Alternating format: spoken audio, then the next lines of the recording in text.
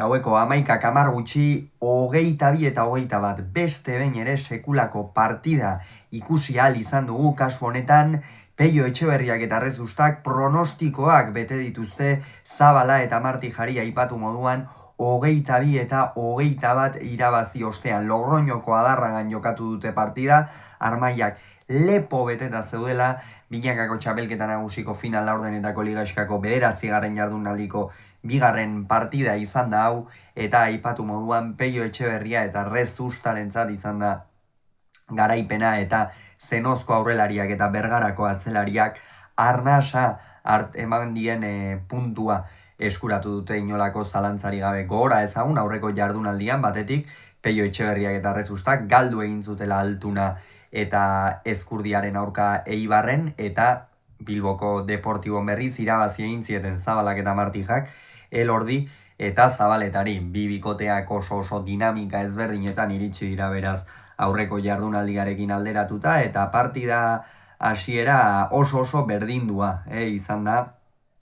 zazpinakora arte, atzean biak oso sendo ikusi ditugu, kolpez oso antzeko, bai Martija eta bai Rezusta, eta aurrean ikusi da bai Zabala eta bai Peio Etxeberria biak ala biak jokatzeko moduan zeudela, inolako zalantzari gabe. Javi Zabala sekulako txapelketa egiten ari da, txalotzekoa izaten ari da, partidaz partida erakusten ari den jarrera, ez soilik erasoan, baizik eta atzelariari laguntzen, defentsan zenbat ikasi duen, eta bere binakako txapelketako estreinaldi hau, nagusiko estreinaldi hau bintzat, ikeragarria ari da izaten.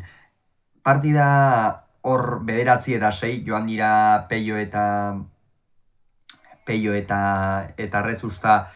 aurretik hor Peiok ikeragarri asmatu du batez ere, eta aurrekoan Barañainen gertatu zitzaion eta gaur Logroñoko Adarragan gertatu zaio. Peio Etxeberriaren jokaldi gogokoena da, noski, ezkerrez hormabikoa egitea, hor kantxa erdian hartzen duenean eta baita txokoan hartzen duenean ere sekulako erraztasuna dauka, sekulako baliabidea dauka horretarako, eta gaurkoan hori izan da, bere gakoetako bat, inolako zalantzari gabe, kantxa erdian pilota hartu eta hormabikoarekin saiatu, eta hori askotan atera zaio. Horrez gain boleaz nik esango nuke biek ala biek egin dutela emina, Zabalak ere boleaz ezker horman sartuz tantoa asko nahasi ahal izan du, eta 12 eta 11 iritsi dira, ezin alde estuagoarekin, aurretik Zabala eta Martija, eta gero txapelketako mamuak etorri zaizkiela esan daiteke Etxeberria eta Rezustari. Batez ere Peiok pilota garbia galdu ditu, horrez gain zituen abaguneak ere ez ditu bat ere baliatu, eta hor Zabala izan da sekulako erakustaldia eman duena. Ez sekulakoa, baina bai erakustaldia eman duena, ezker gantxoarekin tantoak amaituz, eskuinez oso bizi jokatuz, eta apur bat Peio Etxeberriari aurreko kuadro horietan min eginez. Julen Martijak eta Beñat Rezustak aipatu du oroar sekulako partida egin dutela, berme handiko bi atzelari dira, eta gaurkoan hori erakutsi dute, ezta, eta 18 eta 12 iritsi dira aurretik Zabala eta Martija, egia esan hor inor gutxik emango zuen, Peio eta Rezustaren aldeko garaipen bat, batetik emaitzagatik noski, eta bestetik txapelketan hartu duen itxuragatik, hasieratik amaldan gora jarri zaie partidak irabaztea Etxeberria eta Rezustari, eta gaurkoan ere 18 eta 12 horretan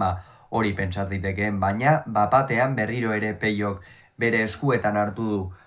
aginte makila, bere bizkar gainean hartu du partidaren zama, eta boleaz nortasun handia erakutsi du, hori aipatu beharra dago,